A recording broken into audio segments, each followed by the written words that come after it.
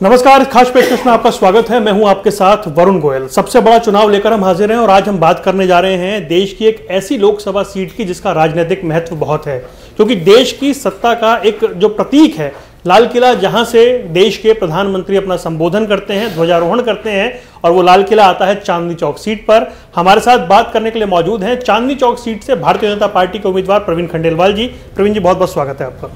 प्रवीण जी, जब से ये अनाउंसमेंट हुई आपके नाम की, तब से लेकर अब तक सरप्राइज एलिमेंट था आपका नाम, वहां से अब तक रिस्पांस कैसा मिल रहा है?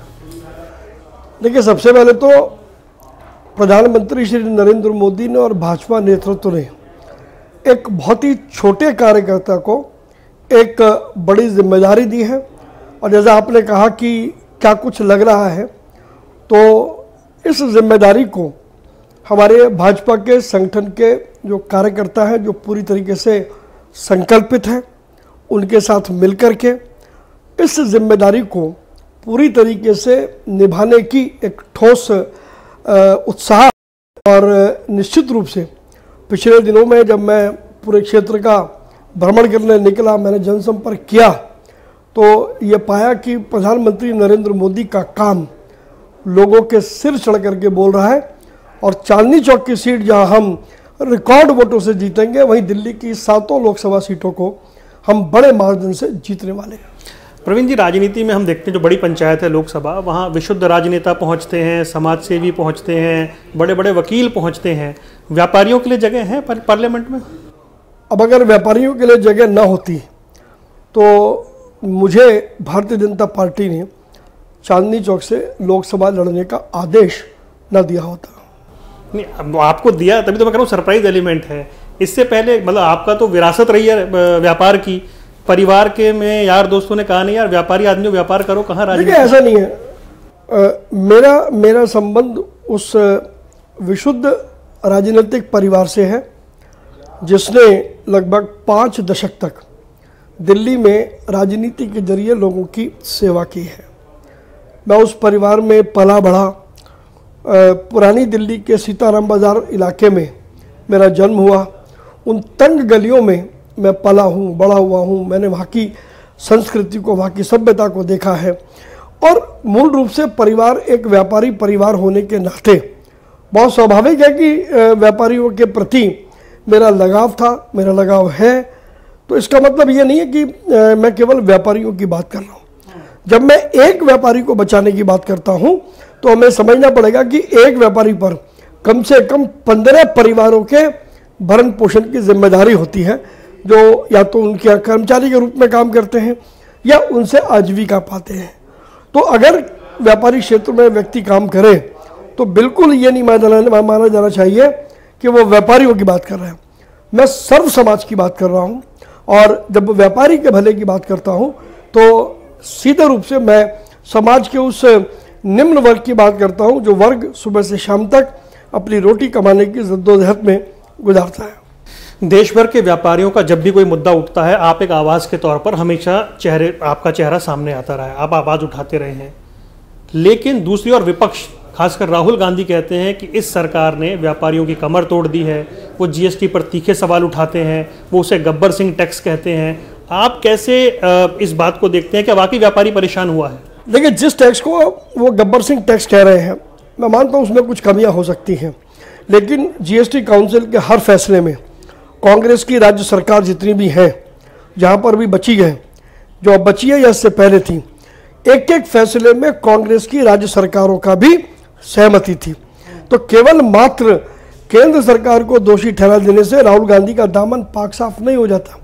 क्या कभी उन्होंने अपनी सरकारों को बुला के पूछा कि जीएसटी के मुद्दे पर राहुल गांधी क्या सोचते हैं और उनकी सरकार क्या सोचती है? क्यों अगर उस वहाँ पर सामूहिक निर्णय हुए, क्यों नहीं राहुल गांधी ने उनको कहा जो आरोप वो केंद्र सरकार पर लगा रहे हैं, क्या वो आरोप लगाने की हिम्मत कभी उन्होंने अपनी कांग्रेस पार्टी की सरकार पर की है, जो राज्य में सरकार बना करके बैठी है, या जो उनका तथाकथित इंडी गठबंधन है, इंडी गठबंधन की विभिन्न राज्यों के अंदर सरकारें हैं, क्या वो सारी सरकारें जीएसटी काउंसिल के अंदर लिए गए फैसलों का हिस्सा नहीं है? और अगर वो हिस्सा है तो एक सवाल यदि राहुल गांधी केंद्र सरकार से करते हैं तो 4 उंगलियां उनकी उन राज्य सरकारों पर उठनी चाहिए जहां पर उनकी या उनके इंडी गठबंधन की सरकार है। जो मौजूदा सरकार है और जो भविष्य है व्यापारियों के लिए वो कितना सुरक्षित या कितना बेहतर आप देख पा रहे हैं? देखिए, पिछले 10 वर्षों में प्रधानमंत्री श्री नरेंद्र मोदी ने व्यापारियों का हक में अनेक फैसले किए हैं। अगर वो मुद्रा योजना की बात हो, जीएसटी के अंदर 1400 से ज़्यादा अमेंडमेंट करने की बात हो, या और बहुत सारे मुद्दे हों, व्यापारी पेंशन की बात हो, व्यापारी कल्याण बोर्ड की बात हो, या व्यापारियों से जुड़े और अन्य मुद्दे हों, हर एक पर प्रधानमंत्री मोदी के नेतृत्व में कदम उठाए गए। तो निश्चित रूप से मेरा मानना है, अब क्योंकि मैं भी उससे बड़ी पंचायत का सदस्य बन जाऊंगा, तो और बेहतर तरीके से हम प्रधानमंत्री मोदी जी के नेतृत्व में एक ऐसा व्यापारिक वातावरण पूरे देश में बनाएंगे जो न केवल व्यापारियों के लिए बल्कि 9 करोड़ व्यापारियों से जुड़े 140 करोड़ देशवासियों के लिए वो वातावरण बहुत अच्छा होगा, सच्चा होगा, और जिसमें व्यापार की बड़ी संभावनाएं होंगी। स्टार्टअप का भी उसके अंदर योगदान होगा, और जितने भी हमारे अर्थव्यवस्था के हिस्से हैं सबकी उसमें बराबर में हिस्सेदारी होगी। इस बात पर हम लगातार काम करेंगे। आप सिर्फ चांदनी चौक नहीं, देश भर के व्यापारियों की अगर आप आवाज़ उठाते हैं तो उस लिहाज से आप पे बड़ी जिम्मेदारी भी है और लोग बड़ी उम्मीद भी कर रहे हैं। राहुल गांधी कहते हैं एमएसएमई सेक्टर बर्बाद हो रहा है, सरकार ने ध्यान नहीं दिया, या फिर वो पिसता है सबसे ज़्यादा। ऐसा वाकई ज़मीन पर है क्या? देखिए, राहुल गांधी क्या कहते हैं मैं उस पर कोई टिप्पणी नहीं करना चाहता, क्योंकि मैं वो समझता हूँ कि वो एक नासमझ बालक है जिनको आंकड़े नहीं पता, या जिनको ग्राउंड की स्थिति का नहीं पता। मेरा स्पष्ट मानना है कि राहुल गांधी के इर्द गिर्द जो चौकड़ी है, जितना वो चौकड़ी उनको फीड करती है उतना ही वो बोलते हैं। वो बोलते हैं मैं आलू में से सोना बना दूंगा। वो पता नहीं और क्या क्या बातें बोलते हैं। कोई जिम्मेदार आदमी इस प्रकार की बातें बोलेगा क्या? क्या उनको देश की अर्थव्यवस्था की समझ है? और सारी बात छोड़ दें, 2014 से पहले तो उन्हीं की सरकार थी। जरा वो एक कंपैरेटिव स्टेटमेंट बना करके देख लें। आज वो व्यापारी के हक की बात करते हैं। 2014 से पहले 10 साल तक उनकी सरकार थी। उन्होंने अपनी 10 साल की सरकार में व्यापारियों के लिए क्या निर्णय किए, और 2014 से लेकर के 2024 तक के कार्यकाल में प्रधानमंत्री मोदी ने क्या निर्णय किए, उसका एक कंपैरेटिव चार्ट बन जाए, दूध का दूध और पानी का पानी हो जाएगा। आपने अभी बाजार सीताराम की बात की, तो ये जो बाजार सीताराम है, कूचा महाजनी है, नई सड़क है, चावड़ी है, दरीबा है, इनकी समस्याएं ऐसा लगता है जस की तस हैं। आप एड्रेस कर पाएंगे उन्हें? बिल्कुल करूँगा, क्योंकि मुझे मालूम है, क्योंकि मैंने आपको कहा मैं उन्हीं गलियों में पला बड़ा हुआ हूँ, और सौभाग्य से मैं व्यापारी भी हूँ। और चांदनी चौक की लोकसभा पूरे देश में एकमात्र लोकसभा है जिसमें 150 से ज़्यादा होलसेल व्यापार की मंडियां हैं, और वो पूरे देश में सामान भेजाती हैं। तो वहाँ की जो स्थिति है, एक वहाँ के निवासी होने के नाते से मुझे ज्ञात है, वहाँ का व्यापारी होने के नाते से मुझे पता है। बिजली के लटके हुए तार, आज तक उनका कुछ नहीं हुआ। मार्केटों में इंफ्रास्ट्रक्चर डेवलप नहीं हुआ, घरों में पानी नहीं आता, सफाई नहीं होती, बिजली नहीं आती। दिल्ली में व्यापार के नए अवसर कैसे मिले, ये केजरीवाल सरकार ने कभी तय नहीं किया। हमारे जो यंग जनरेशन है उनके लिए क्या हमने रोजगार और व्यापार की कुछ सुविधाएं करी, वो भी नहीं पता। तो कुल मिलाकर के जो चांदनी चौक लोकसभा है, अगर मैं उसको एडमिनिस्ट्रेशन की दृष्टि से देखूं तो उसमें काम करने की बहुत बड़ी संभावना है। और मैंने ये कहा है कि रिहायशी इलाकों के लिए हमारी RWS और मार्केटों के लिए हमारी ट्रेड एसोसिएशंस, मैं इन दोनों वर्टिकल को कैटलिस्ट बनाऊंगा। इनको मैं जन संवाद केंद्र के रूप में परिवर्तित करूंगा, और इनकी सहभागिता से जिस पार्टिसिपेटरी गवर्नेंस की बात प्रधानमंत्री श्री नरेंद्र मोदी बार बार कहते हैं, मैं उस पार्टिसिपेटरी गवर्नेंस का एक नया अभियान चांदनी चौक की लोकसभा में चला करके दिखाऊंगा, ऐसा मुझे विश्वास है। एक सवाल ये है कि मुझे ऐसा लगता है क्या वाकई आपके लिए ये चुनाव थोड़ा मुश्किल हो गया है, क्योंकि कांग्रेस और आम आदमी पार्टी मिलकर लड़ रहे हैं। इसके पीछे गणित ये है कि 2019 में कोई गणित नहीं है, कोई गणित नहीं है। अगर पहली बात तो ये जिस गठबंधन की आप बात कर रहे हो, ये कौन सा गठबंधन है? दिल्ली में कांग्रेस और आम आदमी पार्टी मिलकर चुनाव लड़ रहे हैं। अभी तक वो कैंडिडेट में तय नहीं कर सके। मेरे कैंडिडेट को निकले हुए आज लगभग 1 महीना होने को आ गया, पहली बात। दूसरी बात, एक स्थिति की आप कल्पना करें, दिल्ली में दोनों पार्टी चुनाव लड़ रही है। दिल्ली में चांदनी चौक के घंटाघर पर एक मंच सजा है, इसमें आम आदमी पार्टी के नेता भी बैठे हैं और कांग्रेस के नेता भी बैठे हैं, और दोनों जम करके एक दूसरे की प्रशंसा कर रहे हैं, क्योंकि मजबूरी है उनकी, चाहे वो अंदर से गाली दे रहे हो। और वही दो नेता जो वह प्रशंसा कर रहे हैं, जरा एक कल्पना और कर लें, वो पंजाब में चले गए। पंजाब के किसी शहर में एक मंच लगा है, एक मंच इधर लगा है, एक मंच उधर लगा है, और वो दोनों नेता जो यहाँ पर एक दूसरे की प्रशंसा कर रहे थे, जम करके वहां पर गाली दे रहे हैं दो एक दूसरे को। ये किस प्रकार का बेमेल गठबंधन? आप कह रहे हैं वोट में कन्वर्ट नहीं होगा? वो वोट की बात ही नहीं है। प्रधानमंत्री नरेंद्र मोदी ने इतना बड़ा सफलताओं का नैरेटिव देश में स्थापित कर दिया है कि दिल्ली में न केवल मेरी लोकसभा सीट पर, बल्कि दिल्ली की 7 लोकसभा सीट पर कोई चुनौती नहीं है। दिल्ली में 7 सीटें हम जीतने जा रहे हैं। 2014 के चुनाव में 49% टोटल बनता है दोनों का वोट मिला के। 19 में तो आपको 52% वोट मिला।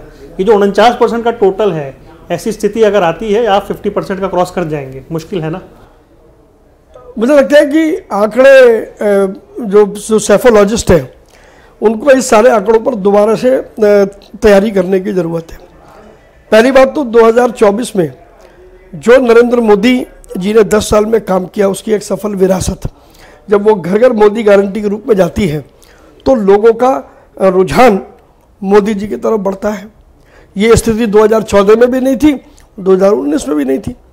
उसके अलावा हम सब कार्यकर्ताओं की जो जिद है, जो मेहनत है, वो वोटिंग परसेंटेज नहीं बढ़ाएगी, वोटिंग परसेंटेज बढ़ाएगी। और ये कौन से कानून में लिखा है कि आप गठबंधन कर लो और आप एक दूसरे का वोट ट्रांसफर करोगे? ऐसा होता है क्या? और अगर मैं तो कहता हूँ अगर वो ऐसा हो भी जाए तो भी हम दिल्ली की 7 सीटें जीतने जा रहे हैं, क्योंकि हम लंबी लकीर खींचने में विश्वास रखते हैं। हमारे नेता ने बहुत लंबी लकीर खींच दी है, दूसरा उस लकीर को पार कर ही नहीं पाएगा। 10 के 10 विधानसभा में विधायक आम आदमी पार्टी के हैं, एमसीडी में आम आदमी पार्टी है, कोई तो मुकाबले की स्थिति दिखती होगी आपको? कोई नहीं है। अगर मैं आपसे कह रहा हूँ कोई नहीं है तो आप विश्वास माने, ये पॉलिटिकल स्टेटमेंट नहीं है। मैं पिछले 27-28 दिनों से एक चक्कर हर पूरी कॉन्स्टिट्यूएंसी के कोने कोने का लगा चुका हूँ। मेरा दूसरा राउंड शुरू हो गया जिसमें मैं लगभग 30% उसको मैं कवर कर चुका हूँ। तो ये 130% जो आंकड़ा है, इसमें यदि मैं आपको बात करूँ तो लोग जिस उत्साह से, आवेग से, जोश से, ऊर्जा के साथ समर्थन कर रहे हैं, वहाँ से साफ दिखाई देता है कि चारों तरफ घर घर मोदी, हर हर मोदी। ये फ्री बिजली, फ्री बस में सफर, ये सब क्या फैक्टर काम नहीं करते? कहाँ है? कौन सी फ्री बिजली मिल रही है साहब? कौन सी बस में फ्री यात्रा हो रही है? केजरीवाल ने तो कहा था कि बस में महिलाओं की सुरक्षा के लिए मार्शल लगाऊंगा। कितने मार्शल लगे साहब? केजरीवाल जी ने जितने वायदे किए थे, एक भी वायदे पे वो खरे नहीं उतरे। दूसरी बात, ये जो फ्री बीज है जिन लोगों को मिलती है, उसमें एक बड़ी संख्या ऐसे लोगों की जो समझ रहे हैं ये फ्री भी उनके आत्मसम्मान और स्वाभिमान पर एक चोट है, बजाय इसके कि उनको आजीविका के साधन उपलब्ध कराए जाए। आप फ्री बीज दे करके उनको क्या बताना चाहते हैं? आप उन पर जीवन भर कृपा करना चाहते हैं? आपकी कृपा लेने को कोई तैयार नहीं है। आप जरा मेरे लोकसभा क्षेत्र में जाएं और जिन लोगों को फ्री बीज मिला है, मैं चाहूँगा ज़रूर आप एक बार उनसे अपने कैमरे पर बात करें, तो आपको समझ में आएगा कि ये फ्री बीज के जंजाल से लोग अपने आप को मुक्त करने की कोशिश कर रहे हैं। सबसे मिश्रित आबादी वाला क्षेत्र है चांदनी चौक लोकसभा क्षेत्र, और कुछ नतीजे बड़े दिलचस्प रहे हैं पुराने, खैर उसमें नहीं जाते, नए में जाते हैं। उस लिहाज से वोट परसेंटेज की बात हो, कितना वोटर टर्नआउट होगा, उन सब की बात हो, आप कह रहे हैं मैथमेटिक्स में जाना ही नहीं चाहिए, लकीर बहुत लंबी खींची हुई है, तो क्या बस एक चेहरा जो है उस पर आप आगे बढ़ रहे हैं, या आपकी प्राथमिकताएं क्या रहने वाली हैं? देखिए, अभी चुनाव एक बड़ी प्रारंभिक अवस्था में है।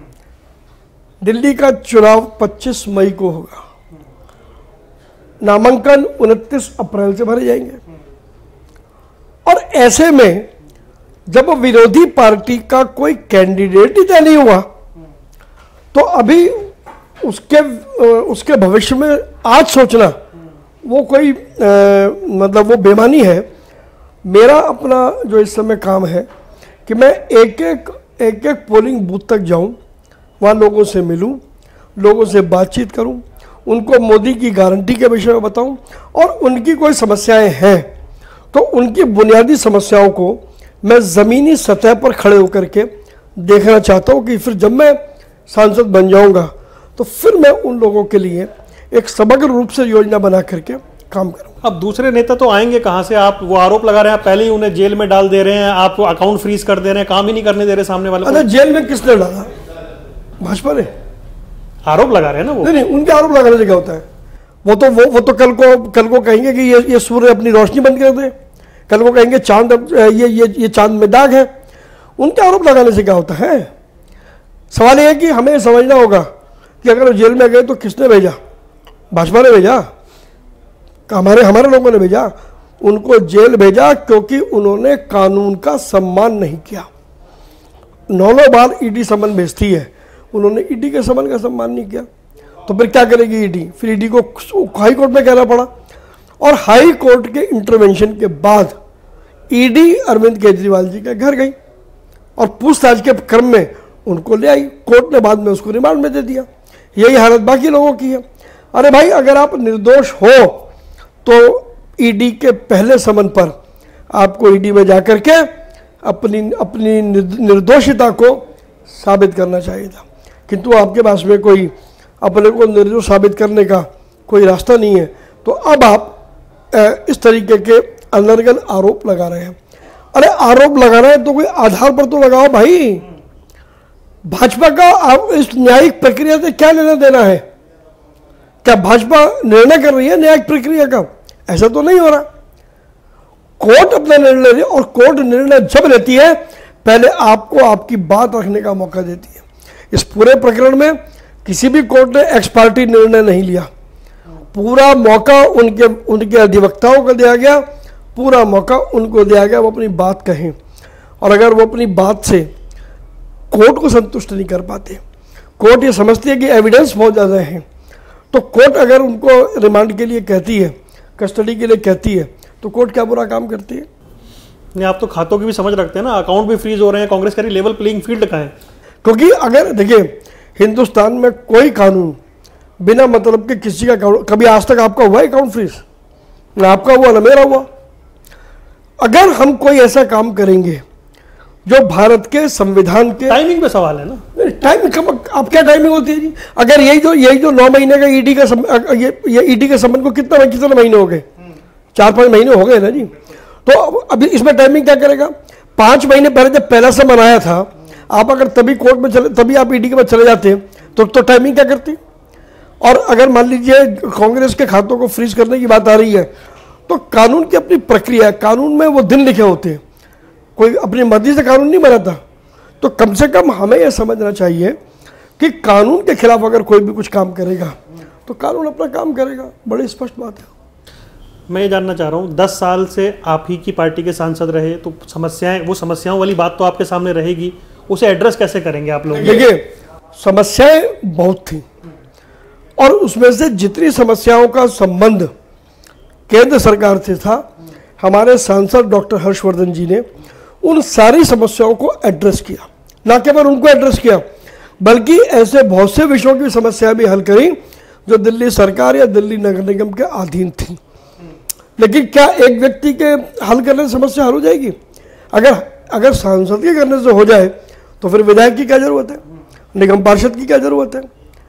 अगर उनकी जरूरत इसलिए है कि उनके हिस्से का काम भी तो उन्हें करना पड़ेगा। तो जिन समस्याओं का मैं आपको जिक्र कर रहा हूं, ये लगभग वही समस्याएं हैं जो उनके हिस्से की है।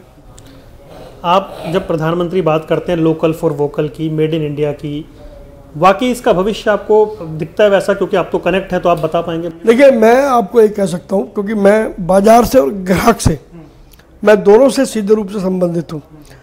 आत्मनिर्भर भारत, वोकल फॉर लोकल देश की अर्थव्यवस्था को आमूलचूल परिवर्तन करने में बहुत बड़ा भूमिका निभाएंगे। पिछले 3-4 वर्षों में जिस प्रकार से कुछ देश जो हिंदुस्तान के ऊपर दादागिरी करते थे, उन देशों पर हमारी निर्भरता कम हो गई। आपने बॉयकॉट का नारा भी चलाया। मैं चलाया था, हम फिर चलाएंगे, वो लगातार चलेगा। अब नहीं चला पाएंगे आप सांसद के तौर पे, संबंध खराब करेंगे आप। नहीं, कौन सा संबंध, किस संबंध की बात कर रहे हैं आप? कोई भी व्यक्ति यदि मेरे देश के कानून से खिलवाड़ करेगा, मेरे देश को डंप यार्ड मानेगा, तो सांसद के रूप में रोक थोड़ी है उस पर। रादर मुझे मौका मिलता है कि मैं और प्रभावी तरीके से, अब तक मैं संसद के बाहर कहता था, अब मैं संसद के भीतर कहूँगा, तो मेरी बात का और असर होगा। हम विरोध करने के लिए किसी का विरोध नहीं करेंगे, लेकिन अगर कोई हिंदुस्तान को डंप यार्ड मानेगा तो देश के बड़े हित में हम उसको उसके मेरिट के आधार पर उस पर चर्चा करेंगे। आखिरी 2 सवाल है मेरे। एक तो ये कि जो देश का व्यापारी है उसे कोई भी अधिकारी या कोई भी उसकी दुकान में घुस के उसे डरा दे, इस वाले भाव से मुक्ति उसे मिल पाएगी? इसका कोई ब्लूप्रिंट है आपके पास? बिल्कुल है, और ऐसा नहीं कि ब्लूप्रिंट मेरे सांसद बनने के बाद का है। उस ब्लूप्रिंट पर भारत सरकार के साथ पिछले 5 वर्षों से हम काम कर रहे हैं, और क्योंकि वो विषय आपने जो उठाया वो बहुत बड़ा विषय है, अब उसमें केंद्र सरकार का भी योगदान है, उसमें राज्य सरकार का भी रोल है, उसमें म्यूनिसिपैलिटी या हमारे जो लोकल एडमिनिस्ट्रेशन है उनका भी रोल है। पिछले 5 वर्षों में हमने वाणिज्य मंत्रालय के जरिए, कंज्यूमर अफेयर्स मिनिस्ट्री के जरिए और MSME मिनिस्ट्री के जरिए और अन्य मंत्रालयों के जरिए हमने एक पेपर पर हम लोगों ने काफ़ी काम किया है। अब बीच में चुनाव आ गए हैं, 2024 में लोकसभा पुनर्गठित होने के बाद जहाँ पर वो व्यवस्था रुकी थी उसको हम वहाँ से आगे बढ़ाएंगे और एक ऐसा वातावरण बनाएंगे कि प्रधानमंत्री मोदी जी के नेतृत्व में अर्थव्यवस्था का हर वर्ग, चाहे वो कितना ही छोटा हो या कितना ही बड़ा हो, वो वर्ग को व्यापार करने के अवसर मिले, देश के हर ग्राहक का अधिकार सुरक्षित हो। इस प्रकार का मंतव्य हम सब लोगों का है। थोड़ा समय की इंतज़ार हो रही है, एक बार समय हो जाए तो फिर धीरे धीरे करके हम एक नया नैरेटिव सेट करेंगे। देश में दिल्ली में पिछले 10-15 दिनों से बड़ी राजनीतिक हलचल है। कुछ लोग कह रहे हैं कि ये बीजेपी से ब्लंडर हो गया, राजनीतिक और रणनीतिक भूल है, संपैथी वोट, सहानुभूति वोट जो है वो आम आदमी पार्टी के पक्ष में जा सकता है, जो फिलहाल दिल्ली में घटा है। मैं तो आपको बता रहा हूँ, पिछले 15 दिन से तो मैं दिल्ली में घूम रहा हूँ, 20 दिन से। मुझे तो एक भी आदमी नहीं आया जिसने कहा हो कि आप कीजिए कि ये केजरीवाल के साथ बड़ा गलत हो गया और कोर्ट को उनको जेल में नहीं भेजा। रादर कुछ लोग ऐसे भी मिले हैं जिन्होंने कहा साहब कानून का सम्मान तो करना पड़ेगा और कानून अपना काम करेगा। तो मेरा क्षेत्रफल इतना बड़ा है, आपने स्वयं माना कि वो लाल किले से शुरू होकर के और आज़ादपुर सब्जी मंडी और पश्चिम बिहार तक जाता है, बड़ा क्षेत्रफल है। लेकिन मेरे इस पूरे क्षेत्रफल में, और मैं सुबह 5 बजे भी लोगों से संपर्क किया है, रात को 11 बजे भी किया है, दिन में तो मैंने किया ही है। तो इस पूरे उसमें एक व्यक्ति भी मुझको नहीं मिला जिसने ये कहा हो कि अरविंद केजरीवाल जेल में चले गए तो लोगों में बड़ी सिंपैथी हो गई है। अब जेल जाने वाले से सिंपैथी नहीं होगी, जेल क्यों गए इस पर चर्चा होगी। जब उसका जवाब निकलेंगे तो फिर समझ में आएगा कि जेल गए, कानून ने अपना काम किया। ठीक, 2014 और 2019 के जो दिल्ली के नतीजे हैं, आश्वस्त हैं ऐसे नतीजे आएंगे? उससे ज़्यादा बेहतर आएंगे। हमारे नेता ने कहा है अब की बार 400 पार, तो 400 तो पार हम कर ही रहे हैं। साइकोलॉजिकल प्रेशर बना दिया। साइकोलॉजिकल प्रेशर कुछ नहीं है। हिंदुस्तान में वोट देने की स्वतंत्रता है, ये साइकोलॉजिकल प्रेशर नहीं है। प्रधानमंत्री जी ने एक बात कही, अब की बार 400 पार, देश ने उसको हाथों हाथ लिया। तो इसमें ये पता लगता है कि प्रधानमंत्री नरेंद्र मोदी के ऊपर देशवासियों का कितना अटूट विश्वास है कि वो कुछ भी कहते हैं तो लोगों को लगता है जो कहा वो किया, जो कहेंगे वो करेंगे। प्रवीण जी, आपने समय निकाला, हमसे बात की, आपका बहुत बहुत धन्यवाद। तो सबसे बड़ा चुनाव में आज हमारे साथ थे चांदनी चौक से भारतीय जनता पार्टी के उम्मीदवार प्रवीण खंडेलवाल। आने वाले कार्यक्रम में ऐसी शख्सियत से, ऐसी किसी प्रत्याशी से आपकी कराएंगे मुलाकात। तब तक के लिए नमस्कार।